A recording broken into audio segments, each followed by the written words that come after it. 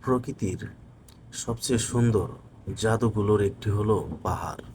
আসসালামু আলাইকুম বন্ধুরা, চলে আসলাম আপনাদের মাঝে নতুন একটি ভিডিও নিয়ে।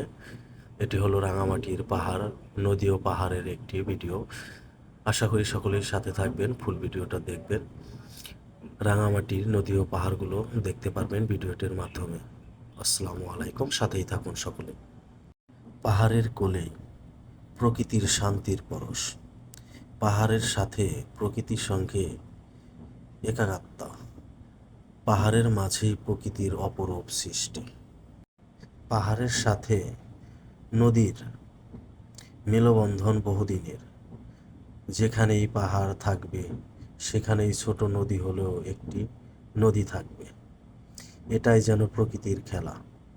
আপনি যদি পাহাড় এবং নদীর এই মেলনবন্ধন পছন্দ করেন, পাহাড় মানে শুধু পাথর আর মাটি নয়, ইতিহাস আর ঐতিহ্যের নীরব সাক্ষী। প্রাচীন সভ্যতাগুলো পাহাড়ের কোলে মাথা তুলে দাঁড়িয়েছিল। তাদের গল্প আজও পাহাড় বলে। যুদ্ধ আর বিজয়ের সাক্ষী এই পাহাড়। পাহাড় আমাদের শেখায়, জীবনের পথ যতই বন্ধ হোক না কেন, লক্ষ্য পৌঁছানো যায়। যেখানে আকাশ মাটির কাছাকাছি আসে, সেখানেই পাহাড়ের বসবাস। পাহাড়ের নীরবতা ভেদ করে শোনা যায় অতীতের প্রতিধ্বনি। ওই দূরপাল্লার বিশাল পাহাড়গুলো আমায় বারবার হাতছানি দিয়ে ডাকে। তাদের আরেকটু কাছে গিয়ে তাদের বুকে আমাকে হারিয়ে যেতে বলে।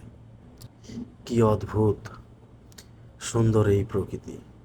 কতটা রঙের তুলি দিয়ে, কতটা নিবিড় ভালোবাসায় তৈরি করেছেন আমার বিধাতা। তা পাহাড়ের বুকেই না গেলে অনুভব করা যায় না। সবুজের সমারোহ দিয়ে তৈরি পাহাড়ের সৌন্দর্য পৃথিবীর কোনো সৌন্দর্যের সাথে তুলনা করা চলে না। পাহাড়ের সৌন্দর্য সে নিজেই। নদী আমাকে ডাকে তার গভীর নীল আকাশে, যেখানে আমি হারাতে চাই, নদীর সাথে মিশে যেতে চাই। তুমি যদি নদীর স্রোতে বেঁচে থাকতে চাও, তবে সেই স্রোতের সাথে প্রবাহিত হও, কিন্তু তার বিপরীতে লড়াই করতে যেও না।